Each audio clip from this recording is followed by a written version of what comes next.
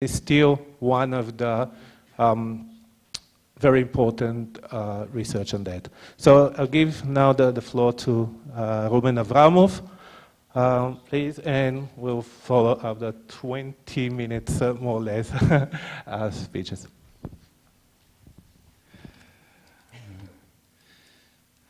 Thank you very much.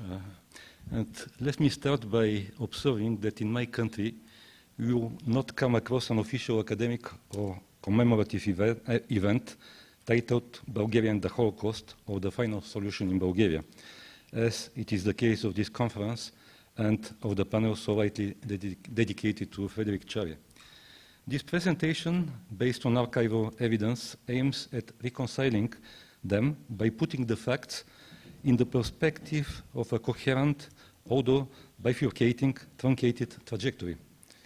The claim is that the anti-Semitic policies in Bulgaria proper and in the so-called New Lands, occupied in April 1941, were faithfully assumed by the state and had common roots and patterns.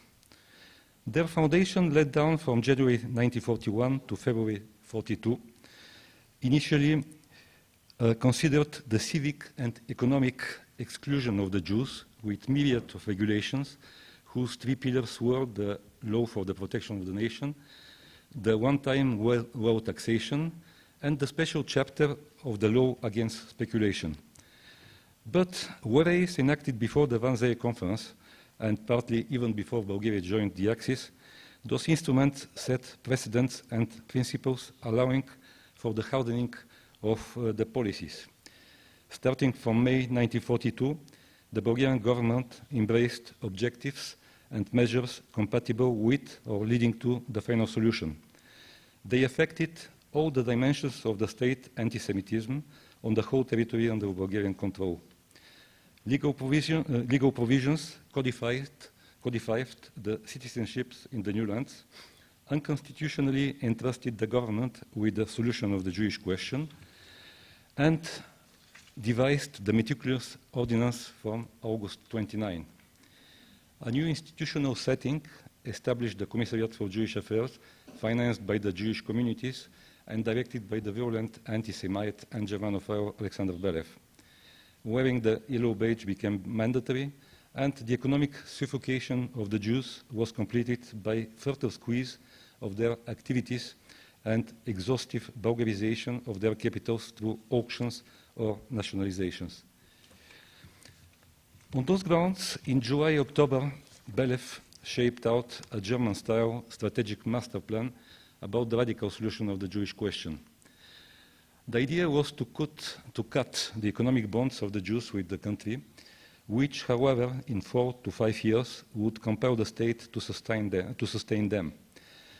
As this was impossible, the only way out was allegedly their total deportation. Voluntary immigration, partial or domestic displacements were eliminated as unrealistic options. The initial view on the time horizon was that getting rid of the Jews would be attainable only after the war or in the frame of a pan-European scheme, but also that potential cooperation with Germany could accelerate the plan. Most importantly, the forthcoming deportations were reviewed publicly with the publication of the ordinance from August 29 in the State Gazette. Their preparation was assigned to the Jewish communities. This was the context of the contacts with the Reich. Concerning the Jews, Bulgaria, as a German ally, had some room for maneuver inexistent in the countries invaded by the Nazis. Indeed, those contacts were in no way an ultimatum, as Zdravka pointed out, but through diplomatic negotiations where Germany carefully avoided to harm politically the Bulgarian counterpart. In turn, like in 1940, the authorities followed the general rule to adopt and diligently implement anti-Semitic policies which anticipate the German wishes. By so doing, in a Faustian bargain, they tried to achieve specific political goals and, above all, to accomplish the Bulgarian irredentist agenda. The first talks in July had a limited scope. Bulgaria conceded that its several hundred Jewish subjects living in Germany, and the protectorate can be deported to the east, as Shlomo Sherotiel told us before. But when, in September, Ribbentrop gave instructions for a generalized speeding up of the deportations in Europe, including from Bulgaria, he knocked on an open door. The Bulgarian government proudly answered that it has had alone the idea to expel the Jews, referring to the August announcement, and expressed satisfaction that its efforts to solve comprehensively the Jewish question have drawn the attention of the German government. The assistance offered by Germany was exactly what the Bulgarian authorities were looking for, coming at the perfect timing. Bulgaria was ready to pay for the service because, as it actually happened, the operation was to be financed by the Jews themselves, and the proceeds of their plundering would exceed the costs. In the course of the negotiation, October-November, the Bulgarian side conceived a three-stage deportation schedule. To start with the new lands, then to proceed with Sofia and Plovdiv, finally with the rest of Bulgaria, of all to Bulgaria. The advanced argument for the delay was the pretended need for cheap labor force, but Belev envisaged to transform the existing labor groups into permanent detention camps until the definitive deportation. The final timeline was elaborated after the arrival in January 1943 of Theodor Dannecker. At that time, Gabrovsky seemed decided to deal only with the new lands, but the variant for full or partial deportation from the Old Kingdom was still on the table. At the end, the infamous Dannecker-Belev agreement from February 22 included 8,000 unreliable, that is better off, leaders of communist Jews from Bulgaria proper, who were to be stripped from their citizenship according to the law voted in December 1940. The domestic arrangements were packed into 7 confidential government decrees adopted on March 2, which did not discriminate between the Jews in the new lands and in Bulgaria proper. Only at this moment the trajectory of the master plan bifurcated. The original blueprint and the ultimate purpose were fully achieved in the occupied lands, while they aborted in the Old Kingdom. What occurred in occupied Yugoslavia and Greece was an exemplary case of collaboration during the Holocaust. It combined exclusive and remarkably efficient involvement of the Bulgarian institutions, adequate financing, a large-scale logistic support, including blockades and roundups, transportation to transit camps and to departure points, transfer to the Germans for the terminal journey to Treblinka, preliminary liquidation of the Jewish businesses, and ex post, actually post-mortem liquidation of the valuables and personal belongings, nationalization of the homes and Jewish communal property. In Old Bulgaria, the salvation of the rescue was, strictly speaking, the sudden halt, then just postponement on March 10 of the deportation of the 8,000 selected Bulgarian Jews. But the stop did not eliminate the little threats, and anxieties about future deportations persisted. The German legation in Bulgaria, the embassy in Bulgaria, downplayed the importance of the event. The bilateral relations were not affected.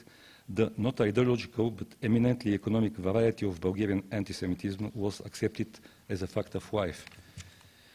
Filov reiterated his commitment that the deportation of all the Jews will be completed.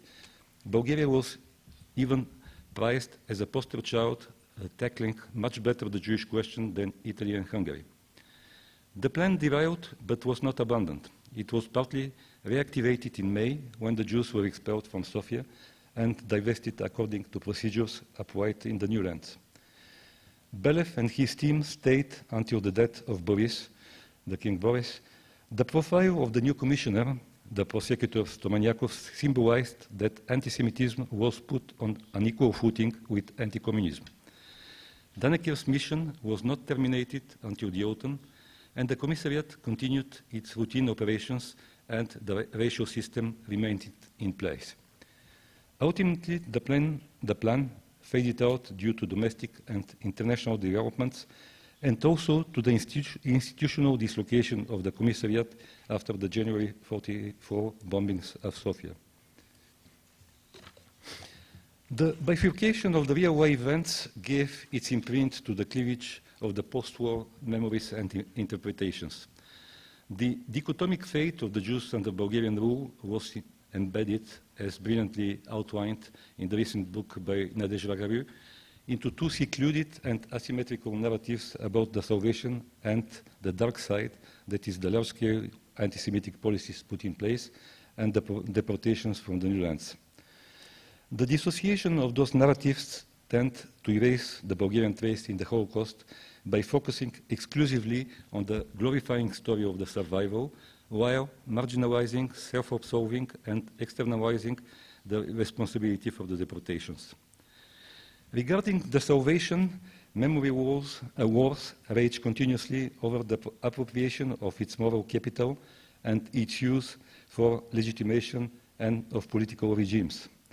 In reality, the event per se did not reflect a mass movement as often presented, but was the merit of few individuals of their resolute, timely, and successful maneuvering of preserved Bulgarian Jewish networks.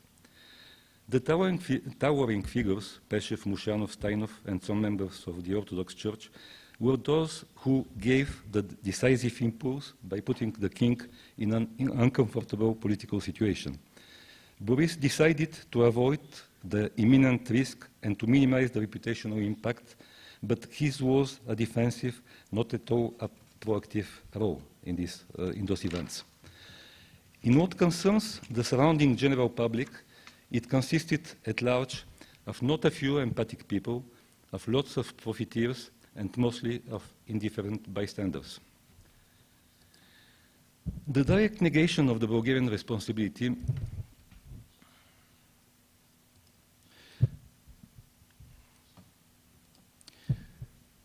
The direct negation of the Bulgarian responsibility for the deportations is based on three wrong premises commented by Zdravka this morning.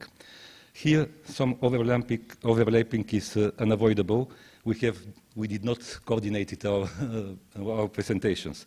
But let me just formulate those statements. The first false premise. Only Germany had sovereignty over the new lands, and Zdravka demonstrated in legal terms that Bulgaria de facto imposed an anticipatory annexation. Annexation was the term used even in the Bulgarian parliament by Petko Steinov in the debates in 1943. But let me provide some additional evidence. The entire legislation, as it was already mentioned, including the anti-Semitic, was implemented. The granting of Bulgarian citizenship unlawful in occupied lands was initiated as an alignment to the territorial sovereignty. This is the formulation in the Bulgarian official documents. Only the Greek and Yugoslav Jews were not allowed to opt for it in reference to the law for the protection of the nation, despite their insistent requests. All the Bulgarian state attributes and symbolic were introduced, and the propaganda proclaimed the unification under the rule of the King Unifier. Huge public resources were invested, and Bulgaria assumed pro rata the corresponding share of the Yugoslav debt and the Yugoslav and the Greek debt to Germany. Those lands were included as new units or annexed to the Soviet district in the kingdom's administrative, ecclesiastical, and educational structures. Tellingly, the commissariat reported that the Jews are sent outside the boundaries of the country that is of Bulgaria. And the statistical yearbook for 1942 incorporated the territories and their inhabitants to the kingdom, so that the Bulgarian Jewish population rose from 48 to roughly 61,000 people. The Reich accepted and recognized in diplomatic terms this status quo because its main concern there was military. Statement 2, despite its desire, the Bulgarian government was not in a position to save the Jews in the new territories.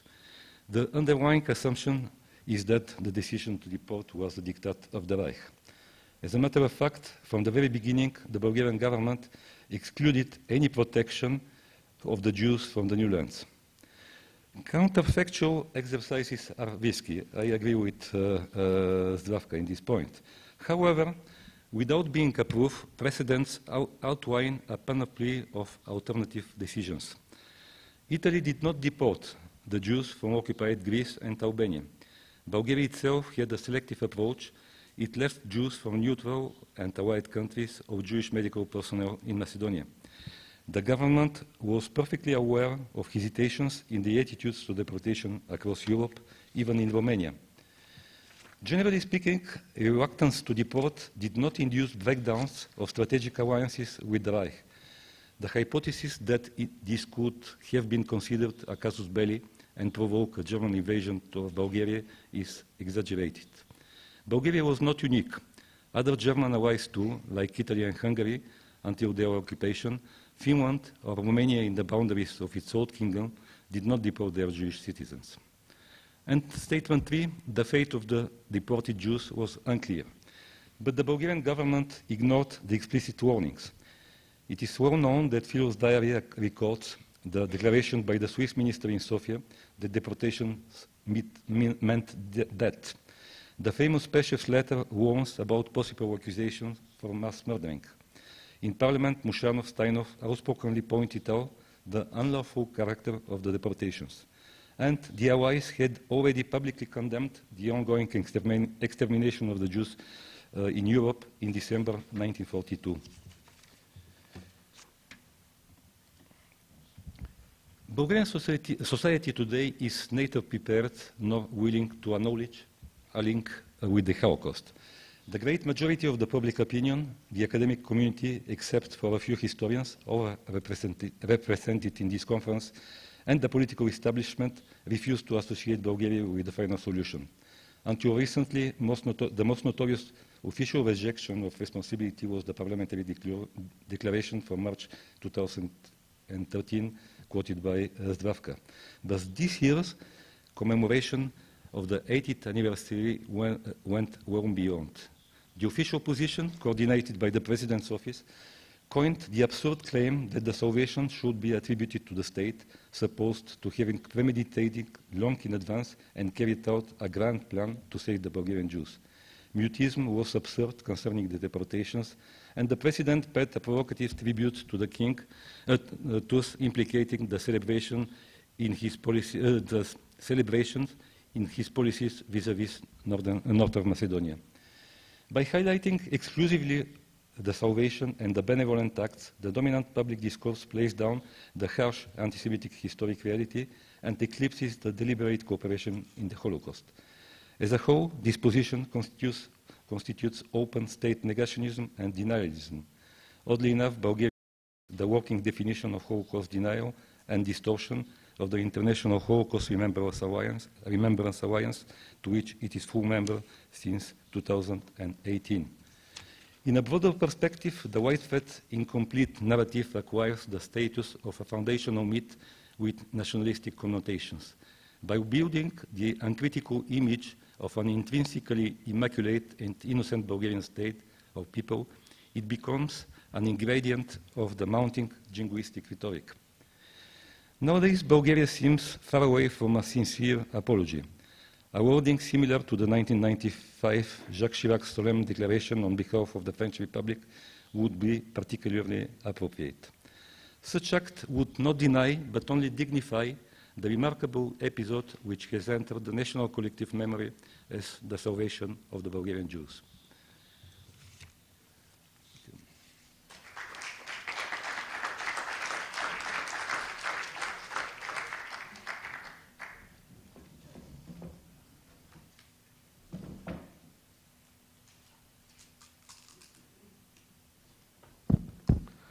Thank you. We are very well.